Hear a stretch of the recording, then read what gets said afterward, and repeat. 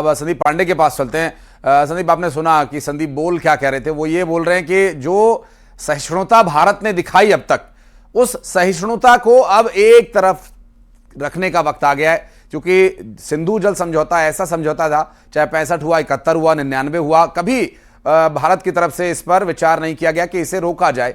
इच्छा शक्ति की भी कई बार कमी रह जाती है, कई बार अंतर्राष्ट्रीय मजबूरियां हो जाती हैं, लेकिन अब वो वक्त है जब पाकिस्तान की एक एक हरकत का पूरी तरह से जवाब देने का वक्त आ गया है। लेकिन पाकिस्तान भी अभी छद्म तरीके से खेल रहा है, तो भारत भी अभी उसी तरीके से जवाब दे रहा है। भारत सरकार ने पहलगाम घटना के बाद तुरंत स्पष्ट कर दिया था कि खून और पानी साथ साथ नहीं बह सकता। तुम हमारे यहाँ खून बहाओ और हम आपको पानी दे, उससे फलो फूलो, ऐसा नहीं हो सकता। इसी के तहत तुरंत ही तमाम कड़े फैसले लिए गए, चाहे इंडस वाटर का मामला हो, इसके अलावा चिनाब नदी का हो, जो भी सिंधु नदी की सहायक नदियाँ हैं, सबका पानी रोक दिया गया है। और यही नहीं, पहले ये भी था कि सूचना देकर ही पानी छोड़ा जाता था। अब भारत जैसे ही सिंधु समझौता स्थगित किया है, तो इस कानून को भी मानने के लिए बाध्य नहीं है कि भारत से जब पाकिस्तान को पानी छोड़ा जाएगा तो उसको सूचना दी जाएगी, यानी कि जल प्रहार भी पाकिस्तान पे होगा। जैसे ही बारिश शुरू होगी तो भारत बिना सूचना दिए गेट ओपन भी कर सकता है, जिससे जाहिर है कि पाकिस्तान के मुजफ्फराबाद समेत कई इलाकों में बाढ़ आ जाएगी। और ऐसा बीच में किया भी गया, जब गेट बंद था उसके बाद जब पानी उसमें स्टोरेज ज़्यादा हो गया तो खोला भी गया, तो पाकिस्तान के कई इलाकों में त्राहिमाम मच गया था। तो पाकिस्तान बुरी तरीके से पस्त होने वाला है, क्योंकि ज़्यादातर उसका कृषि का क्षेत्र 80% इन्हीं नदियों के सहारे चलता है। तो आगे चल के इसके साइड इफ़ेक्ट जो हैं बहुत बड़े दिखेंगे, जो अभी पाकिस्तान मुखालफे में है कि उसको कोई असर नहीं पड़ेगा, लेकिन वो बात जानता है। लेकिन पाकिस्तान आर्मी की, वहाँ की सरकार पे काफ़ी दबाव है। सरकार पाकिस्तान आर्मी के इशारे पे चलती है, तो जो सरकार है वो भी स्टैंड खुद चाह कर भी नहीं ले सकती। अगर सरकार मैं लौटूंगा संदीप आपके पास। सहयोगी नीरज क्या कुछ कह रहे हैं, जानकारी दे रहे हैं, ये सुनते हैं पहले। तो सर्वदलीय बैठक में पूरे भारत ने एकजुटता का प्रदर्शन दिया है। जी, और ये नीरज से फिर एक बार बातचीत करने की कोशिश करेंगे और ये जानने की कोशिश करेंगे कि अभी ताज़ा हालात क्या हैं, क्योंकि इस वक्त जो बैठकों का दौर चल रहा है, उन बैठकों में निर्णय क्या होगा, ये भी निश्चित रूप से महत्वपूर्ण होगा दर्शकों तक जानकारी पहुंचाना। क्योंकि हालांकि हर एक जानकारी तो संदीप हम अपने दर्शकों को नहीं दे सकते, कुछ एक कॉन्फिडेंशियल वो बातें होती हैं जो युद्ध और अंतर्राष्ट्रीय स्तर पर पूरी तरह से साझा करना थोड़ा सा वो गैर जिम्मेदाराना हो जाएगा। लेकिन इतनी जानकारी देना दर्शकों को बहुत ज़रूरी है कि स्थिति नियंत्रण में है, पूरी तरह से कंट्रोल में है। क्योंकि ज़्यादातर जगह जो ब्लैकआउट्स किए गए थे, ड्रोन हमलों को जब नाकाम कर दिया गया, तो वापस वहाँ पर लाइट्स जल गई हैं। जो ब्लैकआउट की सिचुएशन थी अब उसे बहाल कर दिया गया है। बिल्कुल, जिस तरीके से बॉर्डर पे ब्लैकआउट चल रहा था और पाकिस्तान ड्रोन अटैक कर रहा था, वहाँ पे स्थिति नियंत्रण के पाकिस्तान जितने भी ड्रोन भेजे थे वो मार गिराए गए।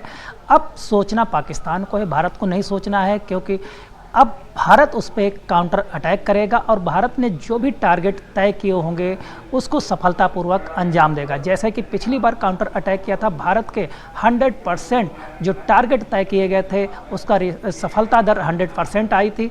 इसीलिए पाकिस्तान पूरी तरीके से घबराया हुआ है। अब उसको खुद को संभलना है। अब भारत पे अटैक करने के सोचने के बजाय खुद को संभलना है कि कैसे वो संभल पाए। लेकिन उसका एयर डिफेंस सिस्टम खराब हो चुका है, तो पाकिस्तान की जो आवाम है उसमें बड़ी घबराहट है। यहाँ तक कि जो उसके आर्मी अफसर हैं या पॉलिटिकल जो लीडर हैं उनमें भी घबराहट है। आप देख सकते हैं जिस तरीके से कल भारत ने बड़ी तीव्रता के साथ काउंटर अटैक किया था, उसके बाद जो पाकिस्तान के प्रधानमंत्री हैं उनका वीडियो संदेश भी देश के नाम जारी नहीं होता, उन्होंने ऑडियो संदेश जारी किया। कहा यह भी जा रहा था कि उन्हें सुरक्षित ठिकाने पे ले जाया गया, यानी कि बंकर में ले जाया गया है।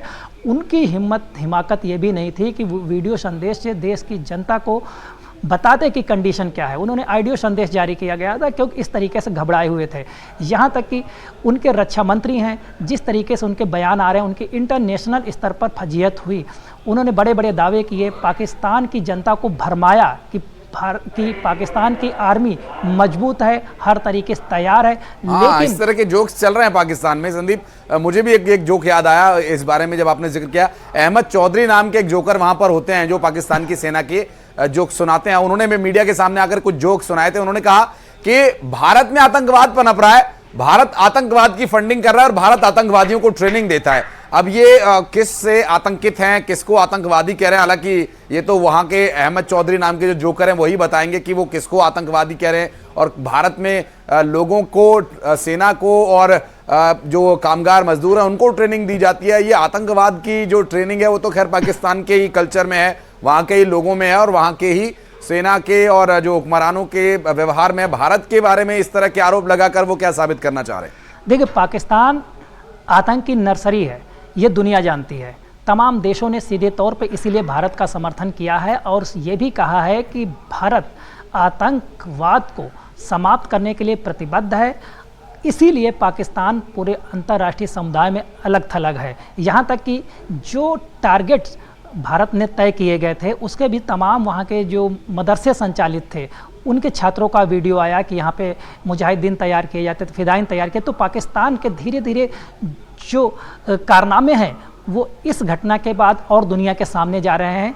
इसीलिए भारत मजबूती से ये हर पटल पे बात रख रहा है कि पाकिस्तान के जो एसेट्स है वो आतंकवाद है। यहाँ तक कि उसके पूर्व राष्ट्रपति परवेज मुशर्रफ थे, जहाँ अभी जैश ए मोहब्बत का जो मुख्यालय वो ढाया गया, उन्होंने इसको एसेट्स बताया था कि ये एसेट्स है पाकिस्तान के लिए। तो इससे समझा जा सकता है कि पाकिस्तान की नीति में आतंकवाद है। वो अगर भारत से युद्ध हो रहा है तो अपने आतंकियों को आगे करते हैं, पाकिस्तान सेना पीछे होती है। यहाँ तक कि आपको और जानकारी दे दें कि जैसा एक्सपर्ट का कहना है कि पाकिस्तान की सेना तब तक लड़ती है जब तक उसे लगता है कि वो युद्ध में विजय हासिल कर रहे हैं या आगे बढ़ रहे हैं, और जैसे ही उन पे तगड़ा प्रहार होता है तो चौकियाँ छोड़कर भागने लगते हैं।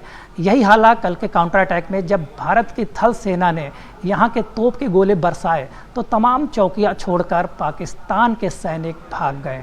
यहाँ तक कि अपना साजो सामान, सैन्य उपकरण वहीं छोड़कर भाग गए। सुबह उनकी हालत देखने आए, चौकियों का हाल क्या है। हमेशा से पाकिस्तान सेना में जोश का जो है काफ़ी कमी रही, कायरता के तौर पे उसको पहचान। जितने भी युद्ध भारत से लड़े खासकर उसमें उसको हार मिली। जो भारत ने अभी एयर स्ट्राइक की थी उसके बाद विश्व के जितने भी प्रमुख देश हैं जिनकी सेना टॉप में मानी जाती है, वहाँ के पायलट्स ने भारत के पायलट्स की जो है प्रशंसा की है कि उन्हें भारतीय पायलट्स पे भरोसा है। इस युद्ध में जो संघर्ष चल रहा है पाकिस्तान के पायलट्स पे भी भरोसा नहीं, क्योंकि जितने भी उनके फाइटर आए वो मार गिराए गए।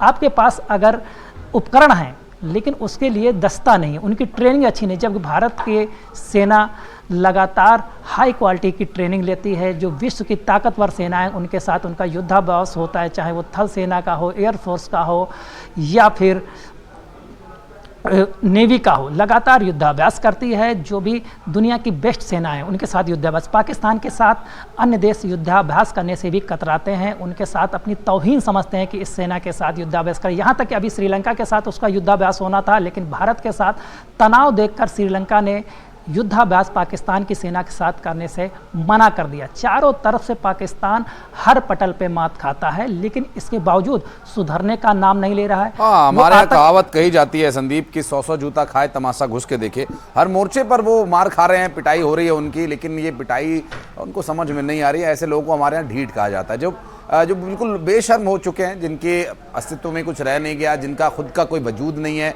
ठीक है, भीख मांगने की आदत आपकी है, आप भीख मांगते रहिए, कोई समस्या नहीं है, लेकिन उन्हें जब तक भीख दी जाती रहेगी तब तक संदीप ये समस्या बनी रहेगी। भारत ने जो वोटिंग से किनारा किया है अंतर्राष्ट्रीय स्तर पर, IMF के द्वारा जो उन्हें रुपए दिए जाने हैं, करीब 20,000 करोड़ रुपया जो 23 महीने की किस्तों में जारी किया जाना है, इस मोर्चे पर, इस परिस्थिति को लेकर अंतर्राष्ट्रीय स्तर पर भारत की तरफ से अभी कुछ एक मीटिंग, राजनाथ सिंह की जो मीटिंग होनी, क्या उसमें भी इस पर निर्णय लिया जाएगा? क्योंकि प्रधानमंत्री नरेंद्र मोदी तो लगातार बैठकें कर ही रहे हैं।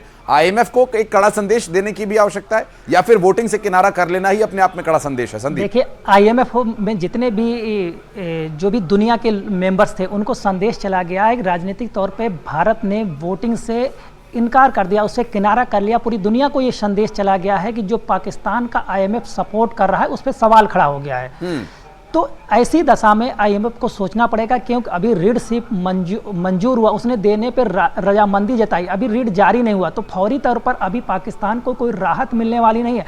इसमें यह भी आशंका है यदि ये संघर्ष युद्ध में तब्दील हो जाता है, ऐसी स्थिति में IMF पाकिस्तान को ऋण जो है रिलीज करता है या नहीं करता है। अभी इसमें तमाम पे जैसे कि भारत सरकार इसको मजबूती से रखेगी, हर पटल पे रखेगी, दुनिया को बताएगी कि किस तरीके से आतंक की नर्सरी पालने वाले पाकिस्तान को IMF ऋण उपलब्ध करा रहा है अरबों डॉलर का।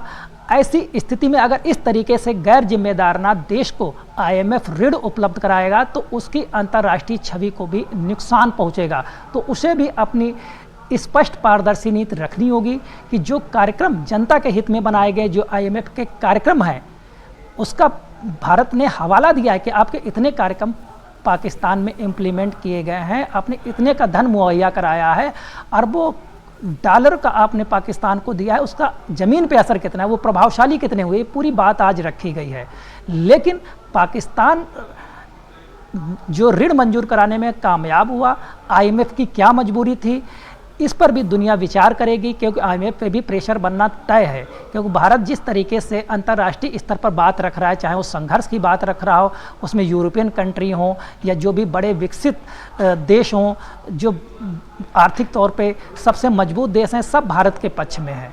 सिर्फ चीन उसका साथ दे रहा है। लेकिन देखना होगा कि IMF आगे चल के ये पैसा रिलीज करता है या नहीं करता है। इस पे अभी लंबी लड़ाई पाकिस्तान को करनी पड़ेगी रणनीतिक तौर पे, क्योंकि भारत ऐसे छोड़ने वाला पाकिस्तान को नहीं है। हर तरीके से मोर्चाबंदी करेगा और उसको घेरेगा, क्योंकि जिस तरीके से भारत लगातार कदम उठा रहा है उससे उसकी आर्थिक खस्ता हाल होना ही है। अगर IMF ये पैसा रिलीज करता है तो जिस तरीके से वाटर स्ट्राइक भारत ने पाकिस्तान पे की है, उसकी कृषि की व्यवस्था जो उसके आर्थिक सपोर्ट के लिए बेहद अहम है, वो डामाडोल होने वाली है। तो ऐसी स्थिति में IMF भी सोचने को मजबूर होगा कि जो पैसा जारी किया जा रहा है वो पाकिस्तान जैसे पिछला पैसा दिया गया है उस तरीके से ये वापस कर पाएगा, ये भी डूबने के कंगार पे होगा। तो IMF को भी अभी सोचना पड़ेगा, क्योंकि भारत ने कड़ा संदेश दे दिया। ये है